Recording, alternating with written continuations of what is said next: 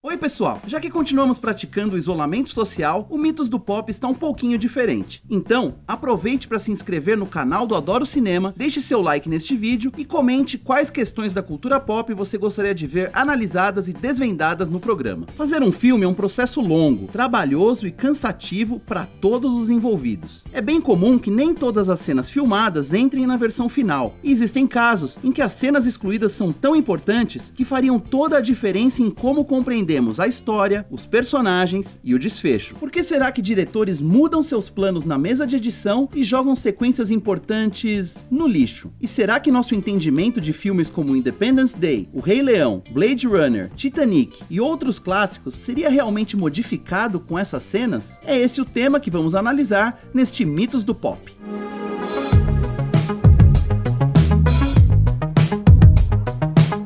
Eu sempre faço nas listas aqui do Mitos do Pop, vou enumerar em ordem decrescente e aleatória os filmes que tiveram cenas cortadas que definitivamente fariam toda a diferença em como os vemos. Vamos lá? Número 7, o final alternativo e mais sombrio de Corra. Eu espero que você já tenha visto Corra, e se não viu ainda, corra pra ver. Eu vou falar sobre o final alternativo do filme, então se não quiser spoilers, pule direto pra este ponto aqui. Como você deve se lembrar, o Chris escapa das garras da família da namorada, a Rose, e acaba sendo resgatado pelo amigo dele, o Rod, que chega pra salvar a pátria em uma viatura da polícia. Um final feliz, que deixou todo mundo satisfeito e vingado. Mas o desfecho imaginado inicialmente pelo diretor Jordan Peele era muito mais sombrio.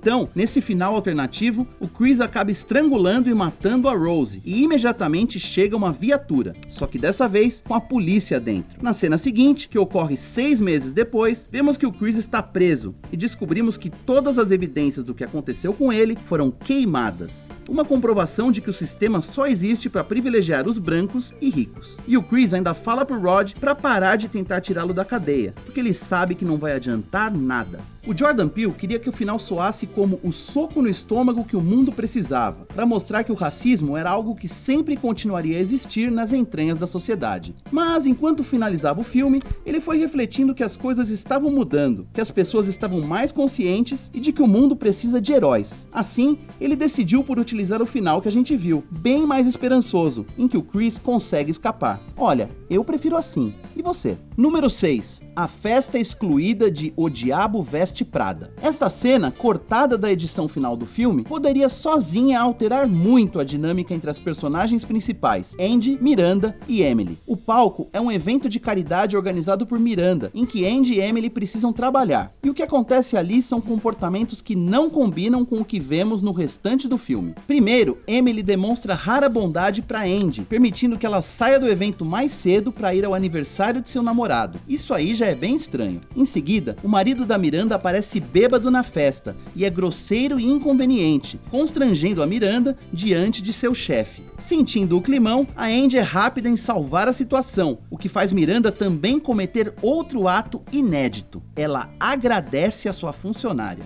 Ou seja, só nessa cena vemos as duas pessoas que mais infernizam a vida da protagonista demonstrando empatia e respeito, o que não faz muito sentido pro andamento da história e muito menos combina com o que esperamos dessas personagens. You have no style or sense of fashion.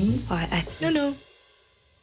That wasn't a question. Só podemos imaginar que a cena foi cortada porque basicamente estraga algo que comprovamos no final do filme, que Miranda, mesmo em situações difíceis, jamais amolece o coração e nem desce do seu salto Prada. Número 5. A batalha final alternativa de Independence Day. Bom, não dá pra esperar muito realismo deste clássico sobre uma destruidora invasão alienígena, mas tem uma cena específica no final que deixa muita gente incomodada. É quando um ex-piloto veterano e alcoólatra chamado Russell Case participa da batalha pilotando um caça F-18. E depois que o seu míssil falha, ele decide se sacrificar, explodindo o avião dentro da nave-mãe dos invasores e praticamente resolvendo a guerra em favor dos humanos.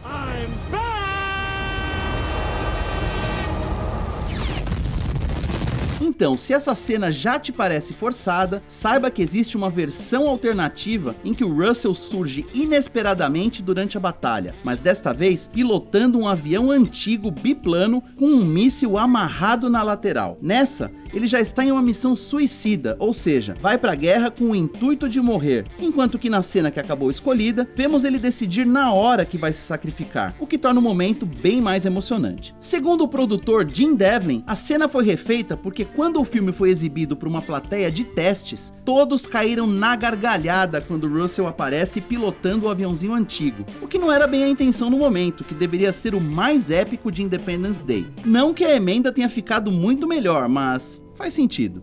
E repare bem na hora da explosão, foi utilizada exatamente a mesma cena da destruição do Empire State Building, só que de ponta cabeça. Tudo para economizar alguns milhões em efeitos especiais. Número 4. A canção deletada de O Rei Leão. Aqui eu estou falando do desenho animado de 1994, e não do live action lançado em 2019. É claro que todo mundo ficou emocionado quando Nala e Simba se reencontram na selva, já crescidos, e finalmente podem sentir o amor esta noite. Mas nós nunca somos informados exatamente sobre o que ela está fazendo ali, tão longe de casa. Bom, tem uma cena que acabou cortada da versão final do desenho, que nem chegou a ser finalizada, e que explica melhor essa situação. Nala foi banida da Pedra do Reino por Scar, porque recusou a proposta do vilão para se tornar sua nova rainha. Toda essa sequência é embalada por uma versão diferente e cheia de duplo sentido da música Se Preparem.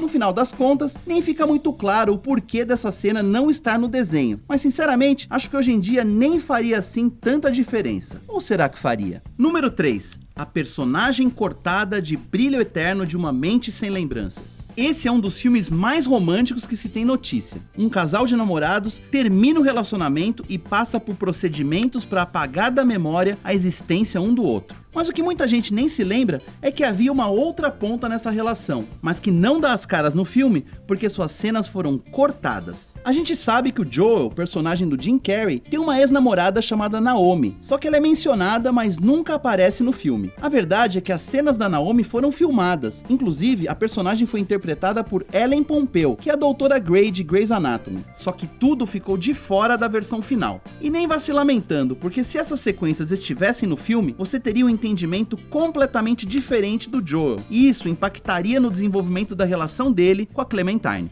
O fato é que quando começa a se interessar por Clementine, o Joel ainda está com a Naomi, e se ficássemos sabendo disso claramente durante a história, com certeza a gente interpretaria o comportamento dele de outro jeito. Ao invés de ele parecer um cara ansioso e constrangido, na realidade ele pareceria culpado de estar dividido entre duas pessoas. Assim, é provável que a gente olhasse o Joel com um olhar menos simpático ao longo do filme. Ele seria um cara mais egoísta, impulsivo e desonesto do que a versão definitiva dá a entender. Afinal, a primeira interação entre ele e Clementine já seria baseada em uma traição. Consequentemente, também enxergaríamos a relação entre eles de outro modo. Naomi tinha uma presença grande no roteiro escrito por Charlie Kaufman, mas o diretor Michel Gondry percebeu que talvez fosse melhor deixar a personagem nas entrelinhas, para melhor servir ao tipo de história de amor que ele queria contar. E se você quer minha opinião, eu prefiro ver o filme dessa forma. Não deixa de ser uma metáfora interessante. Um filme sobre esquecimento e memórias apagadas, ter apagado um fato tão importante e ainda permanecer bonito e emocionante. Número 2. A cena incluída em Blade Runner. Bom, nada mais difícil do que explicar o que foi ou não cortado em Blade Runner, o Caçador de Androides, já que existem pelo menos 7 versões diferentes desse filme, lançadas ao longo de 25 anos. No caso, uma cena muito importante não foi cortada, mas sim incluída nas versões mais recentes e definitivas. É aquela que mostra o herói Rick Deckard tocando um piano e sonhando acordado com um unicórnio. Esse momento não aparece na versão original, que foi para os cinemas em 1982, mas apenas nos chamados Corte do Diretor e no Corte Final, lançados respectivamente em 1992 e 2007. Trata-se de uma cena muito importante para aumentar o debate sobre se o protagonista é ou não um androide replicante. Muitos fãs têm certeza de que, ao incluir essa cena, o diretor Ridley Scott está deixando claro que Deckard não é humano. Tudo por causa de outra cena no finalzinho do filme, que mostra Deckard encontrando um unicórnio de origami deixado pelo investigador Gaff, logo antes de escapar com Rachel.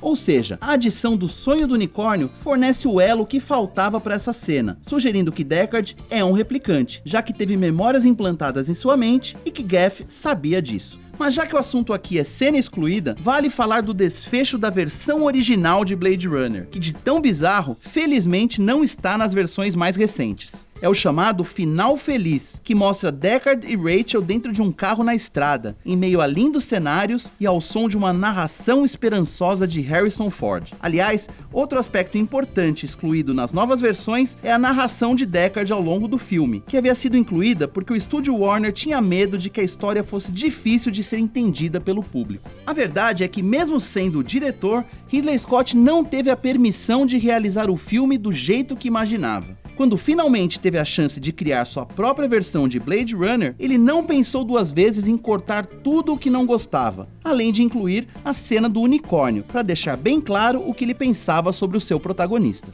Like tears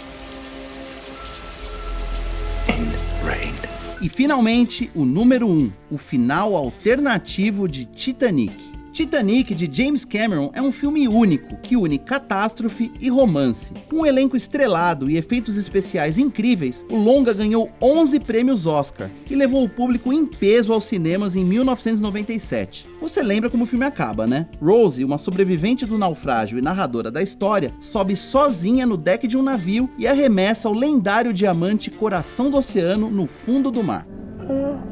Mas sabe-se lá o porquê, James Cameron criou um outro final, que felizmente foi deixado de lado, porque a cena é tão estranha que beira a paródia. Dessa vez, antes de jogar o colar, Rose é interrompida por Brock Lovett, que é o líder da expedição que está procurando o Coração do Oceano. Em seguida, Rose faz um longo discurso explicando seus motivos, e permite que Lovett segure o colar nas mãos, antes de, enfim, arremessá-lo no mar por sobre seus ombros. Por fim, o caçador de tesouros cai na gargalhada de um jeito tão forçado que fica até constrangedor. Essa cena muda todo o foco e altera completamente o clima delicado do final original. Ainda bem, hein, James Cameron? Você assistiu a mais um episódio do Mitos do Pop. Não esqueça de deixar o seu like, marcar os seus amigos que curtem teorias da conspiração em filmes e aproveite para conferir este e mais vídeos no canal do Adoro Cinema no YouTube. Lá você encontra todos os episódios anteriores do Mitos do Pop. E conta nos comentários quais temas você acha que merecem um programa. A gente se vê na semana que vem. Se cuidem, tchau!